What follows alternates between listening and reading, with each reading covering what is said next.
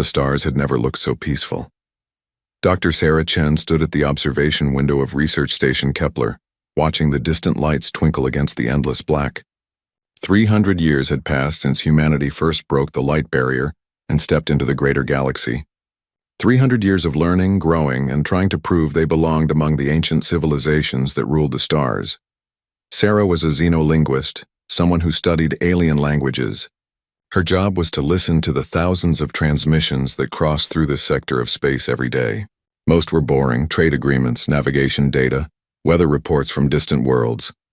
She had been doing this work for 6 years, and the excitement had worn off after the first few months. But today was different. The signal came through at Oro 347 station time. Sarah was on her usual night shift, half asleep with a cup of coffee going cold in her hand. The computer beeped, indicating an unusual transmission pattern. She sat up, suddenly alert.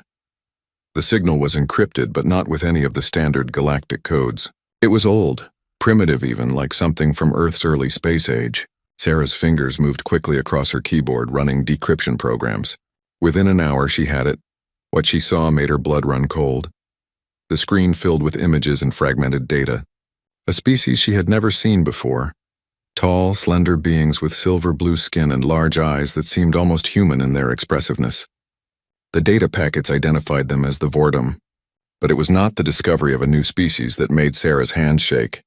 It was what was happening to them. The images showed cities burning. Massive ships hung in alien skies, firing beams of pure energy that vaporized buildings in seconds. Sarah watched as crowds of Vortum ran through streets trying to escape. She watched as soldiers in gleaming armor herded them into large holding areas. She watched as families were torn apart, children pulled from their parents' arms. The transmission included audio files. Sarah played them, even though part of her did not want to hear.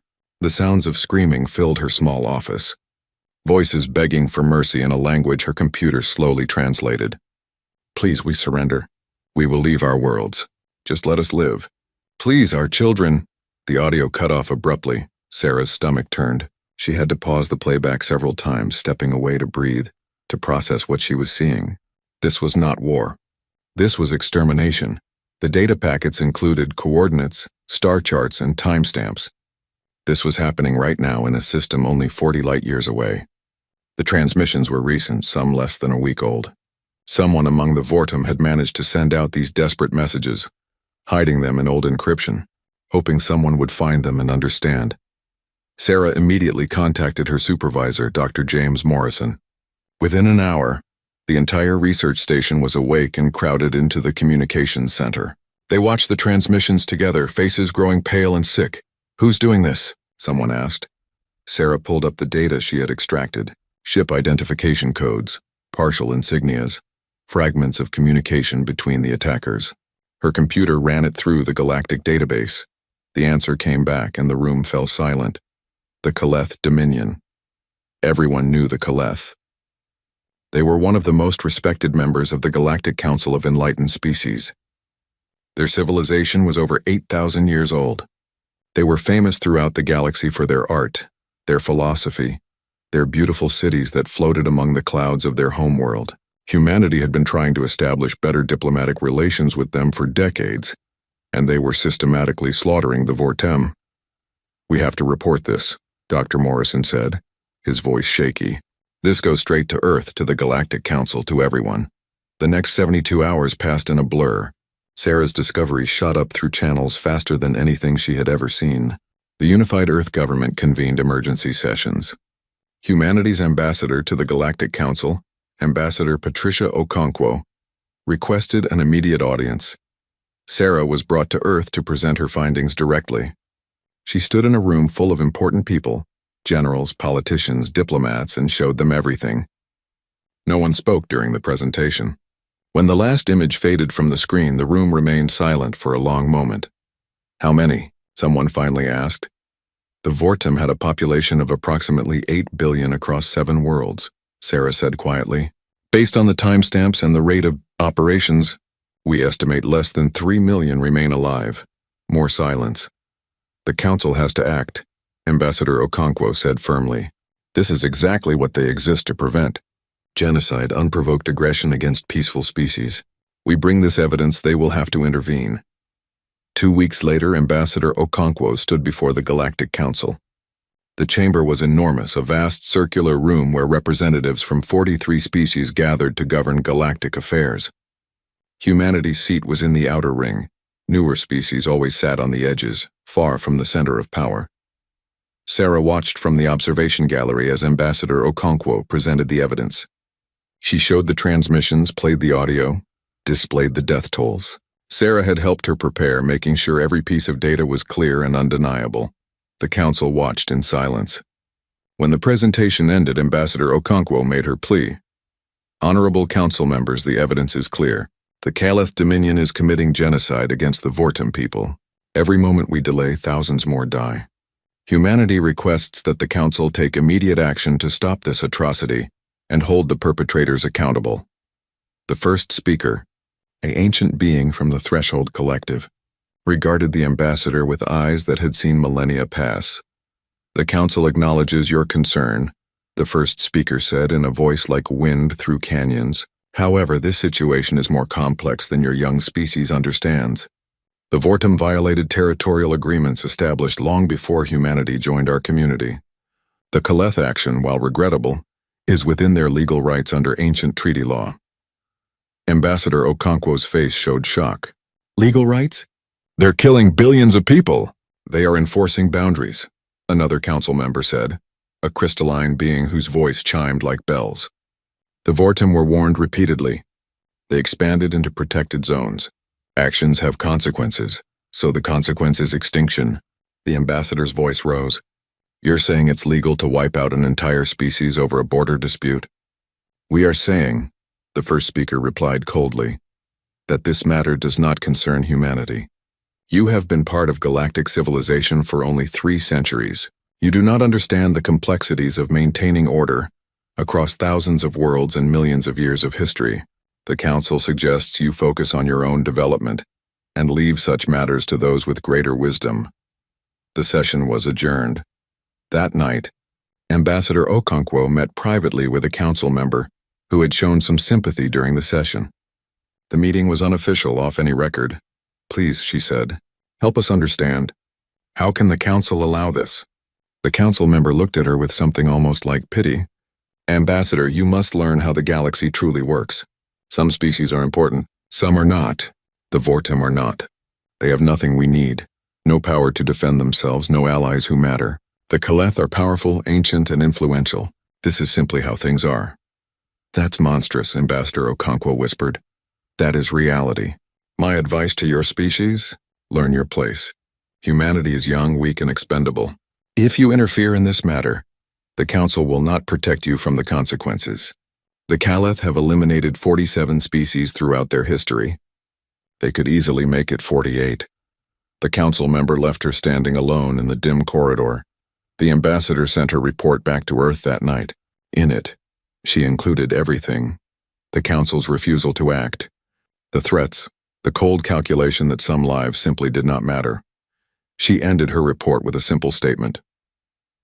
We asked for justice and were told to know our place. I await instructions on how to proceed.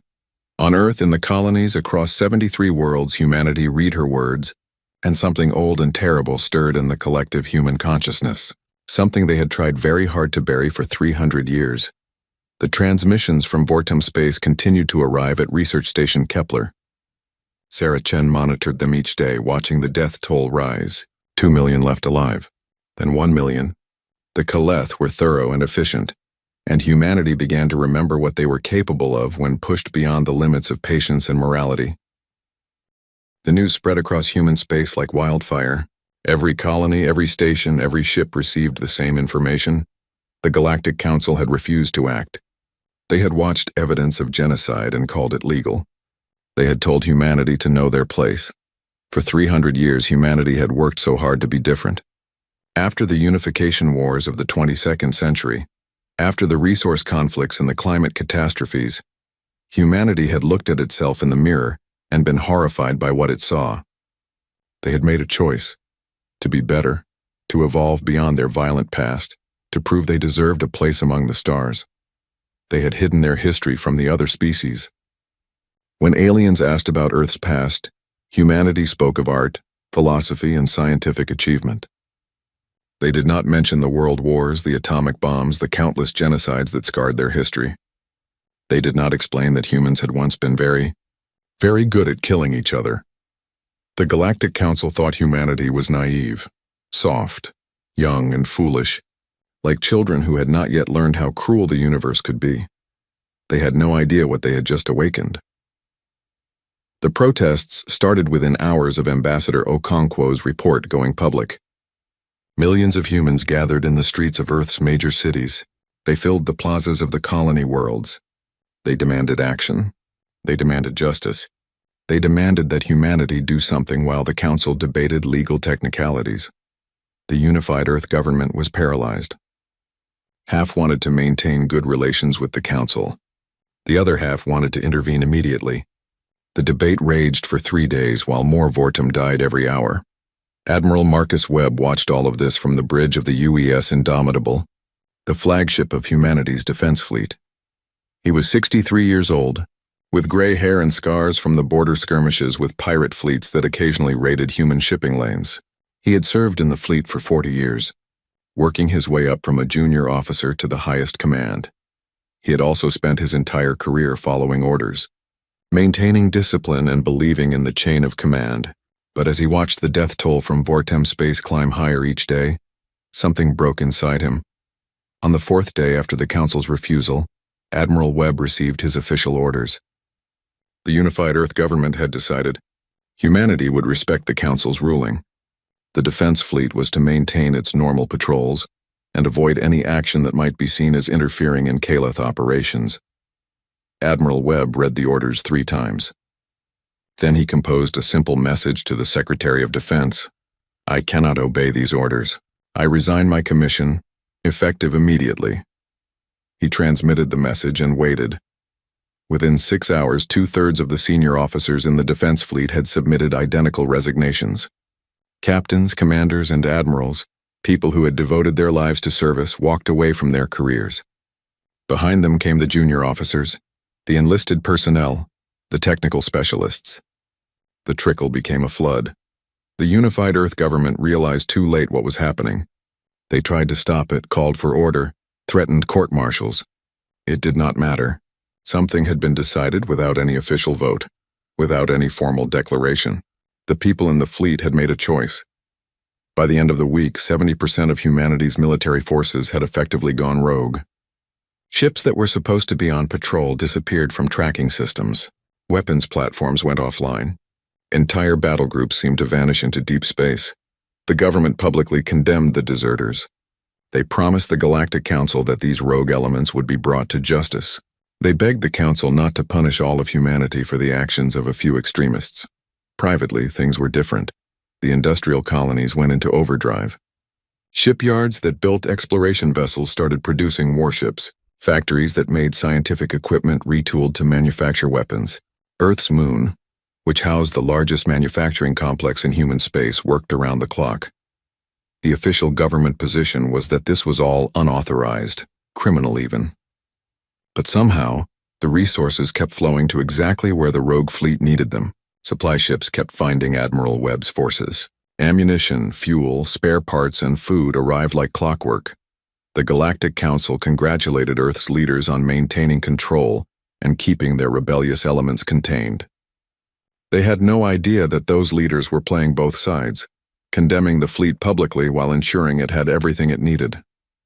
Admiral Webb established his headquarters on the carrier UES Retribution, in a system far from any major shipping lanes. Around him the fleet assembled. 347 ships of various sizes, not as large as the armadas the great powers could field, but enough. It had to be enough. The crews were volunteers, all of them. Some were former military like Webb. Others were civilians who had never held a weapon but could pilot a ship or work an engineering station. They came from every human world, every walk of life. What united them was simple. They could not stand by and watch genocide happen. Webb addressed them via ship-wide transmission on the day before they departed for Vortum space. I will not lie to you, he said, looking into the camera with tired eyes. What we're about to do is illegal. The Council has forbidden any interference. Earth's government has officially disavowed us. If we do this, we can never go back to the way things were. We'll be called criminals, pirates, terrorists. Some of you will die. All of us will be changed." He paused, gathering his thoughts. "But I've watched those transmissions from Vortem space. I've seen children pulled from their parents' arms. I've heard them beg for mercy that never came. And I've watched the Galactic Council, this great institution that's supposed to represent justice and order. I've watched them shrug and call it legal." His voice hardened. "For 300 years, we've tried to be the good students. We followed every rule, respected every tradition, and swallowed every insult. We made ourselves small and harmless because we wanted to belong. But they were never going to accept us as equals. To them, we're just another species that doesn't matter. Expendable, like the Vortem." Webb leaned closer to the camera. "Our ancestors did terrible things. They fought wars that killed millions. They built weapons that could destroy entire cities in seconds. They were capable of cruelty that would shock the species who call us naive. We buried that history because we were ashamed of it, because we wanted to be better. But our ancestors also knew something the Council has forgotten. They knew that peace without justice is just tyranny with better manners. They knew that sometimes when you see evil happening, you have to stand up and fight it, even if it cost you everything." His voice dropped to almost a whisper. "I don't want to be what we're about to become. I don't want to unleash the things we've kept buried for so long. But I will not, watch another species die while we worry about being polite." Webb straightened up. "So here's what I'm offering. Any of you who want to leave, go now. No shame, no judgment. What we're about to do is terrible, and I wouldn't blame anyone for walking away. But for those who stay, we're going to save the Vortem, and we're going to remind the galaxy why humanity should never have been dismissed as harmless." Nobody left. The fleet departed the next day. They plotted their course using the coordinates from the original transmission Sarah Chen had intercepted. Jump calculations were triple-checked. Weapon systems were brought online. In the cargo holds of every ship, old military manuals were being studied. Doctrines from Earth's various wars. Tactics humanity had promised never to use again. On Earth, Sarah Chen watched the news reports about the rogue fleet with mixed feelings. She was the one who had found the transmissions. In a way, all of this had started with her. People were calling Admiral Webb a hero, a criminal, a madman. They were calling her the same things. She did not know what to think anymore. She just knew that somewhere 40 light-years away, the last Vortem survivors were running out of time. The official countdown showed less than 1 million left alive. In the human colonies, people gathered in public spaces to watch the news. They did not know when the fleet would reach Vortem space. They did not know if Webb could actually succeed against the Caleth military forces. They only knew that for the first time in 300 years, humanity had stopped asking permission and started taking action.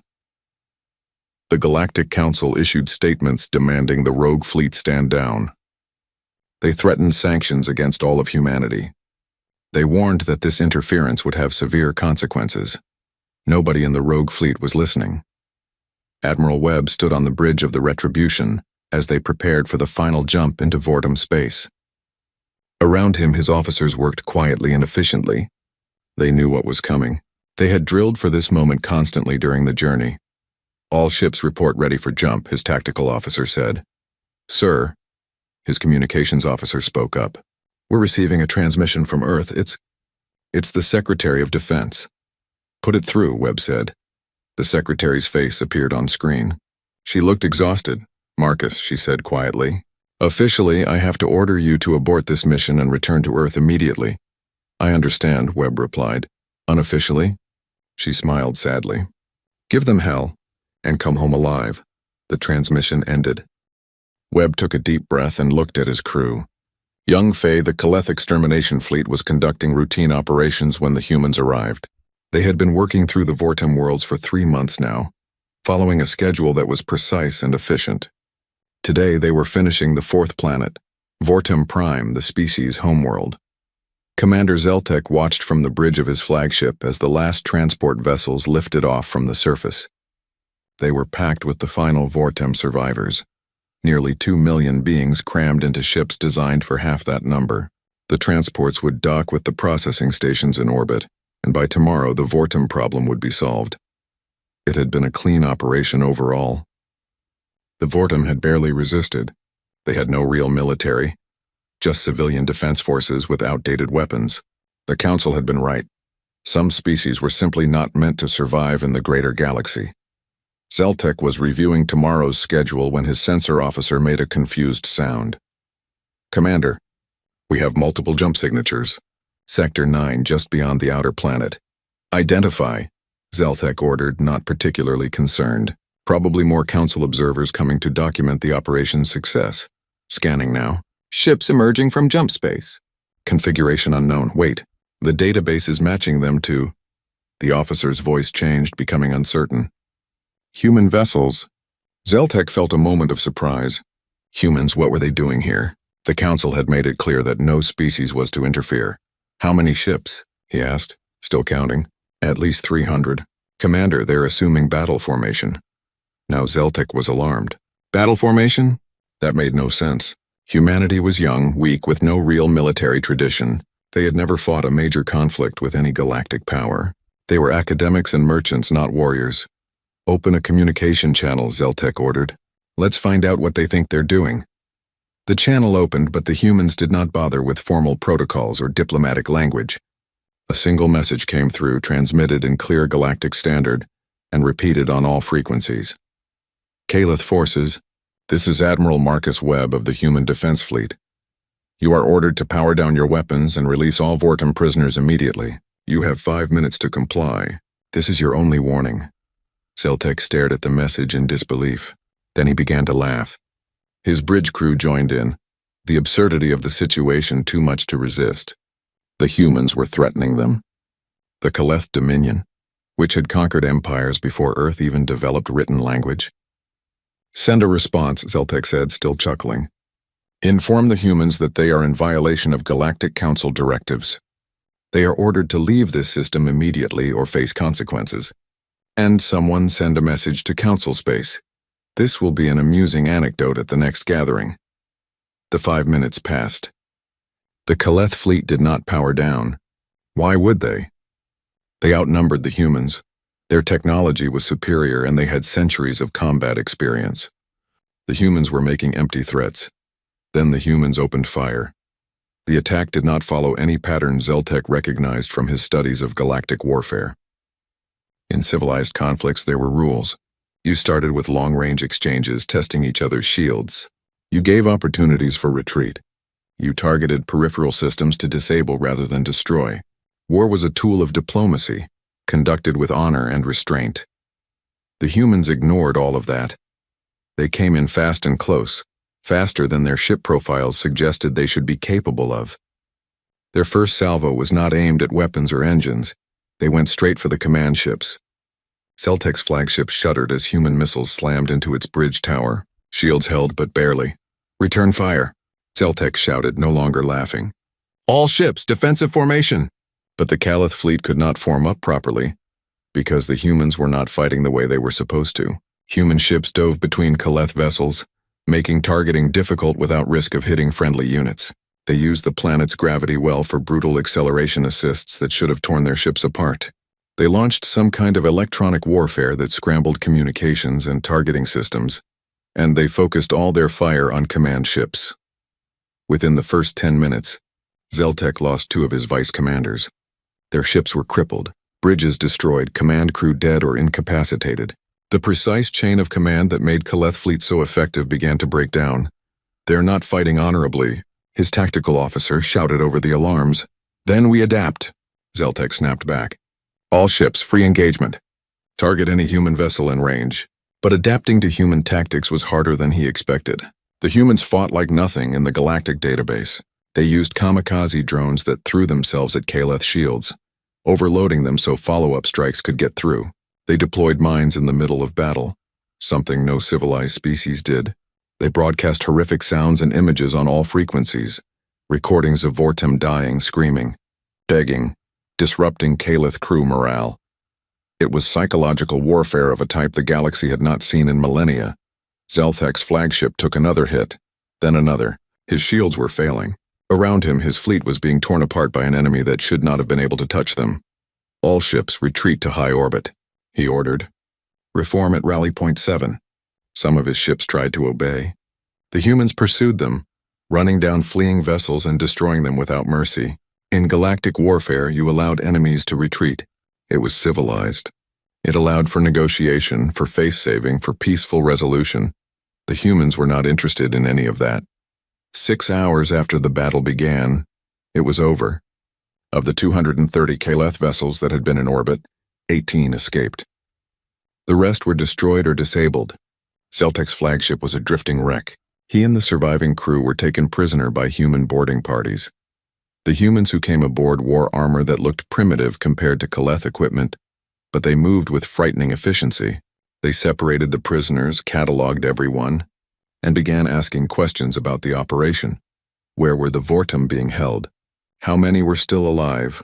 What were the processing station locations? Zeltek refused to answer. He was a Kaleth commander. He had rights under galactic law. The human interrogator, a woman with cold eyes, pulled up a data pad and showed him pictures. Vortem children in processing centers, families being separated, execution chambers. You did this, she said simply. All of this. And now you're going to help us fix it. Or we'll leave you in a cell and let Vortem survivors decide what justice looks like. Zeltek talked. The human fleet moved through Vortem space like a storm. Every Kaleth installation was targeted and destroyed. Supply depots, communication stations, orbital platforms, all of it was systematically eliminated. The humans fought with a ferocity that shocked everyone who witnessed it, but they were not mindless in their violence. They rescued every Vortem survivor they found. Medical ships in the human fleet were overwhelmed with refugees, beings who were starving, traumatized, barely alive. Human doctors and nurses worked around the clock to save them. Admiral Webb established his command on Vortem Prime once the orbit was secure. He walked through the ruined cities, seeing the destruction firsthand. Bodies in the streets, buildings reduced to rubble. The Kaleth had been thorough. How many did we save? He asked his officers. Current count is 1.7 million, came the reply. Out of 8 billion. Webb closed his eyes. They had been too late. They had saved who they could, but so many were already gone. Sir? His intelligence officer approached him. We've completed analysis of the Kaleth data we captured. The Dominion has 12 home systems, with major military installations on 7 primary worlds. Their main battle fleet is currently in the capital system.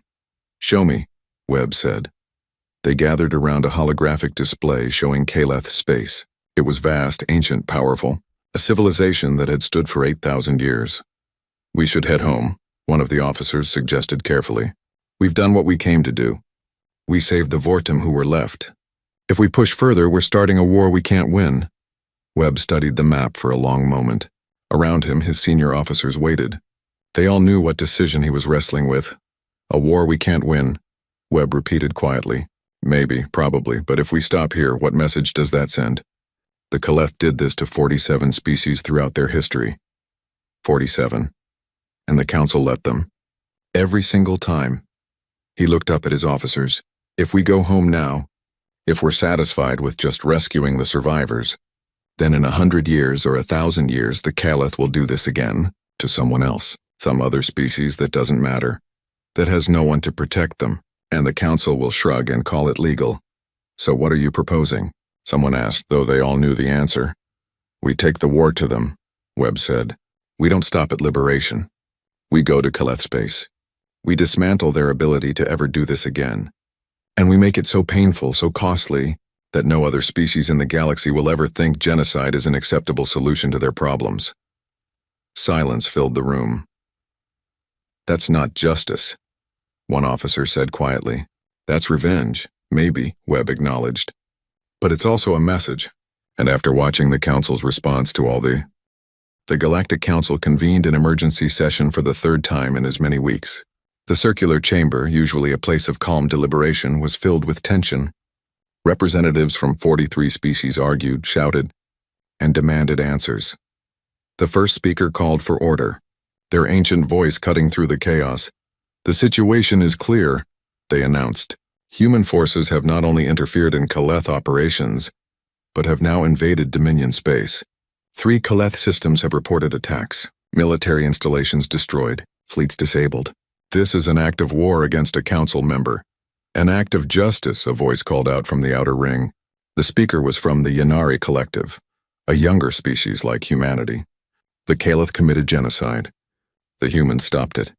Why are we condemning the ones who acted rather than the ones who murdered billions? Because they violated council authority, The Caliph representative shouted.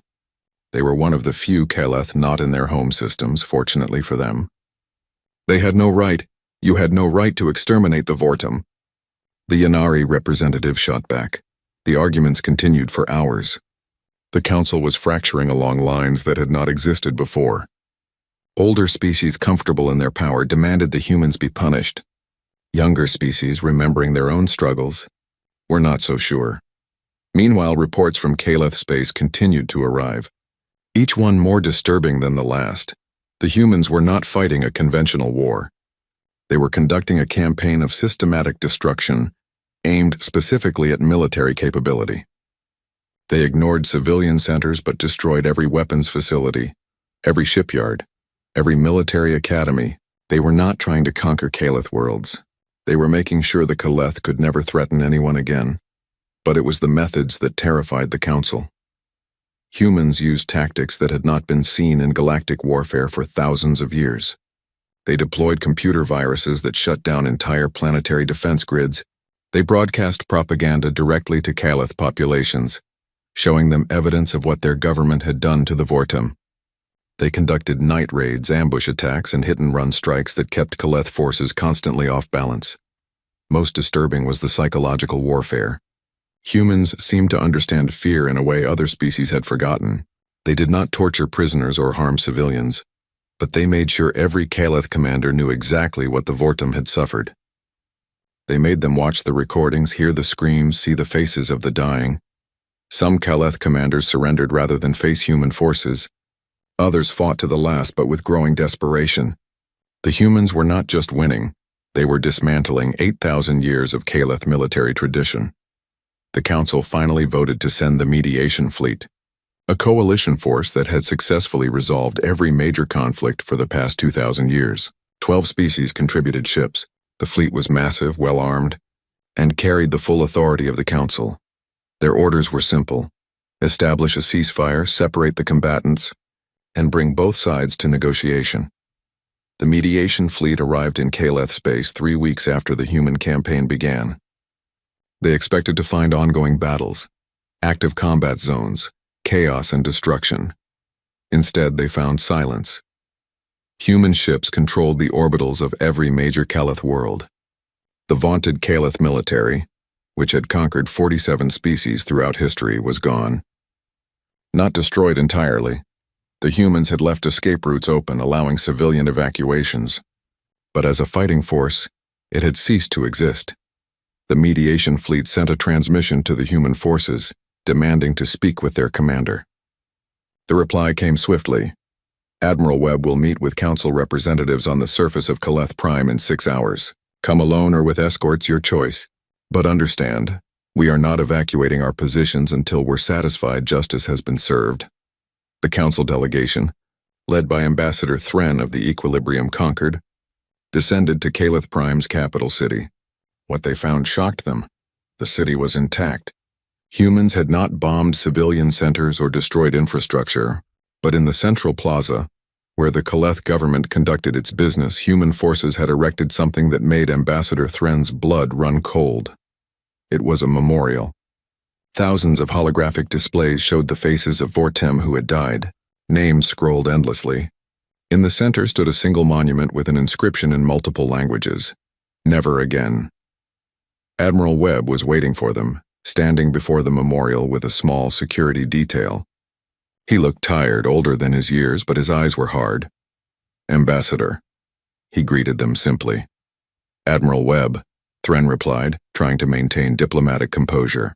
"The council demands you withdraw your forces immediately." "This aggression cannot—" "Demands?" Webb interrupted. Interesting choice of words. The council demanded the Caliph stop their genocide of the Vortum. Oh wait, no they didn't. The council watched 8 billion beings die and called it legal. The situation was complex. It was simple, Webb said flatly. People were dying. We stopped it. Then we made sure it wouldn't happen again. By invading a sovereign system, By destroying their military. This is an act of war that threatens the entire galactic order. Webb gestured to the memorial behind him. Does this threaten your order? The truth? See, we documented everything the Kaleth did. Every processing center, every execution chamber, every mass grave. We found data going back centuries. The Vortem were not the first. They were the 48th species the Kaleth eliminated. 48. He pulled up a datapad and transmitted files to the council delegation. These are the coordinates. 47 other worlds where the Kaleth committed genocide with the council's approval. We're going to excavate those sites. We're going to identify every victim we can. We're going to make sure every forgotten species is remembered. Ambassador Thren reviewed the data with growing horror. Site after site, species after species. Extinction after extinction. The Kaleth had been killing for millennia and the council had known. This does not justify your actions, Thren said, but there was less certainty in their voice. No, Webb agreed. Nothing justifies what we've done. We've killed thousands of Kaleth soldiers. We've traumatized their population. We've destroyed infrastructure that took centuries to build. We crossed lines that should not be crossed. He stepped closer to the council delegation. But we did it anyway, because someone had to. You want to know what threatens the galactic order? It's not us.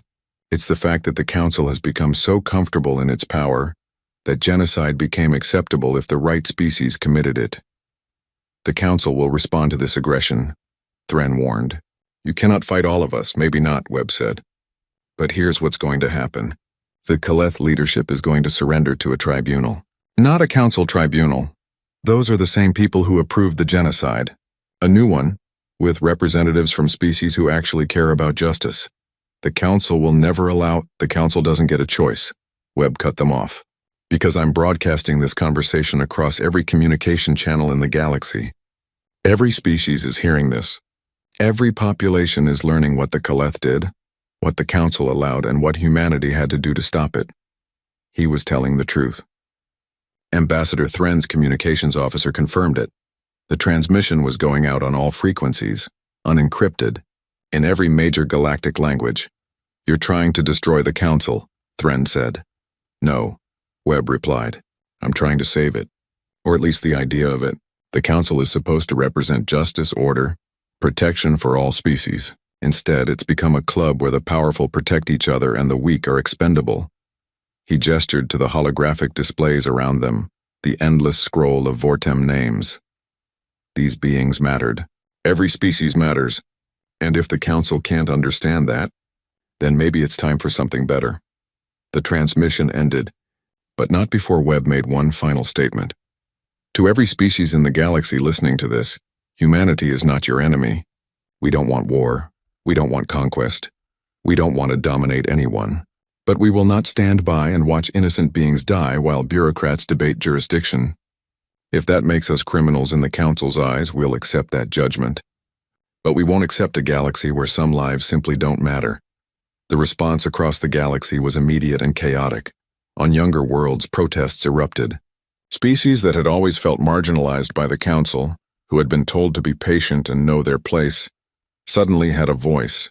They demanded accountability. They demanded the council answer for the 47 extinction events the humans had documented. On older worlds, there was shock and anger.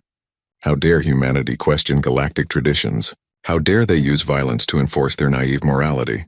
But even among the established powers, there were cracks. Some species looked at their own histories and found uncomfortable truths. The Kaleth were not the only ones who had done terrible things with council approval. The mediation fleet remained in Kaleth space, uncertain what to do. They had been sent to stop a war, but the war was already over. Now they faced a more complicated question: what justice actually looked like. On Earth, humanity watched the broadcast with mixed emotions. They were proud of what Admiral Webb had accomplished. They were horrified by what he had had to do. They were terrified of what came. 5 years had passed since the war ended. The galaxy was still adjusting to the changes. The Tribunal for Galactic Justice was in its 4th year of operation. It was messy, imperfect, and constantly debated. 23 species participated in it, including humans and some of the older council members who had finally accepted that change was necessary. The Kaleth leadership had been tried and convicted. Some were imprisoned. Others spent their days helping excavate the mass graves of the species they had destroyed. The excavations were ongoing. 47 worlds where entire civilizations had been erased. Human archaeologists worked alongside volunteers from dozens of species, carefully documenting every site, identifying every victim they could. It was slow, painful work that would take decades to complete. But each name they recovered was one more being remembered, instead of forgotten. The Galactic Council still existed, but it was different now. Species that had been marginalized were demanding seats at the table. The old guard resisted, but their authority was no longer absolute. The younger species had found their voice, and they were not staying quiet. Humanity had not sought a council seat. Instead, they had done something else. The Conscience Fleet was born from the remains of Admiral Webb's rogue forces. Funded by contributions from 23 species, it operated independently of any single government.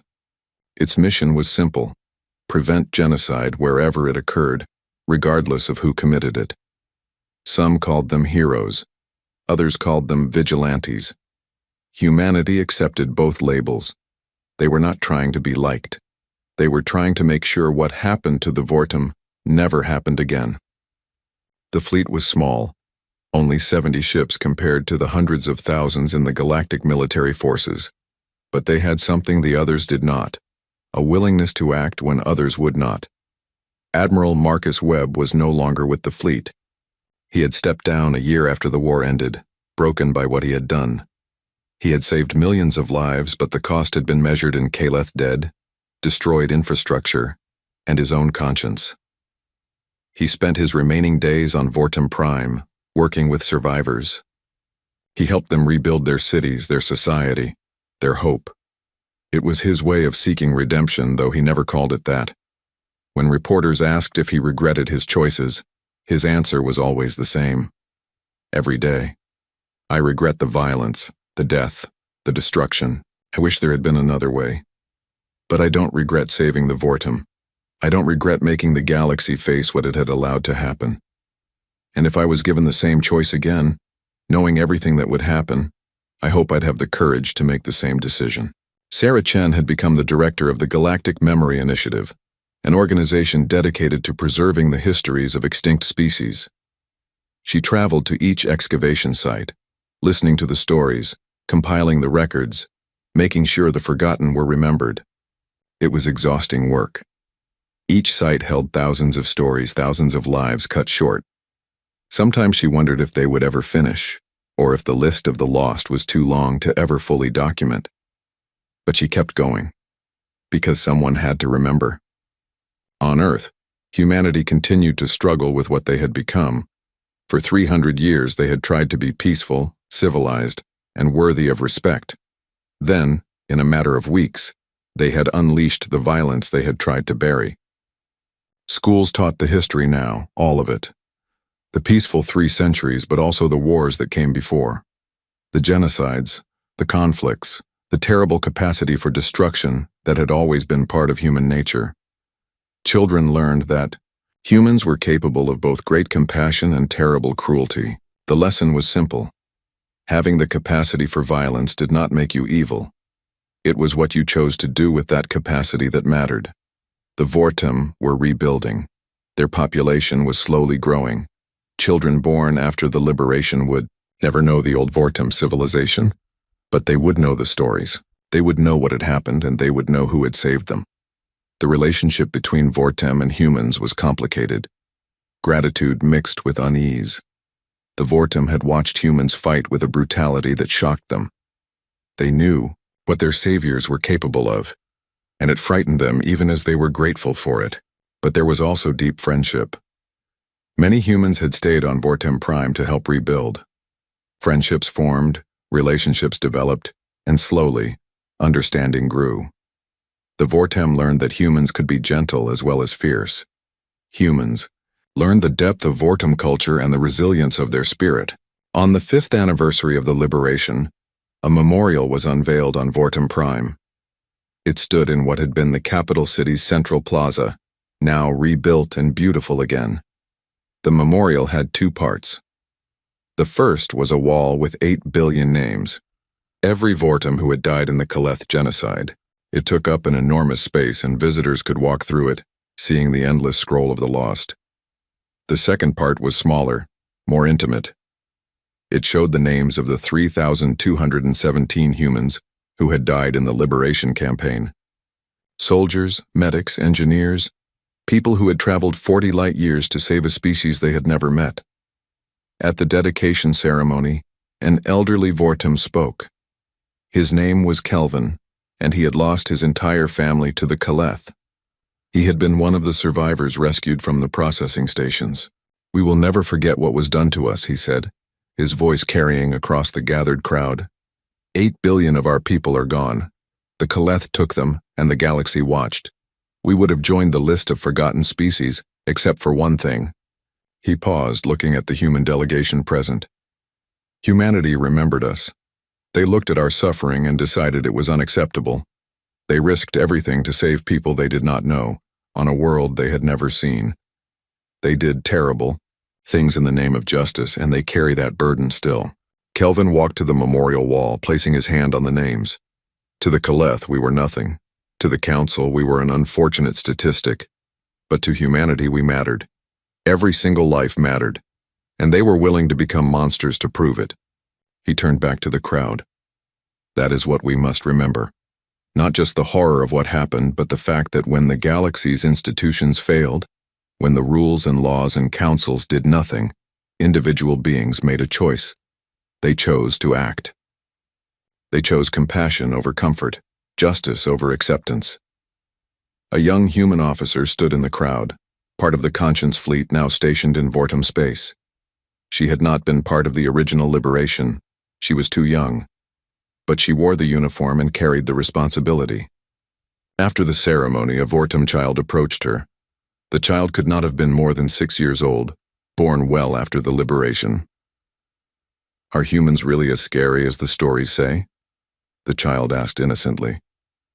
The officer knelt down to the child's level, considering the question carefully.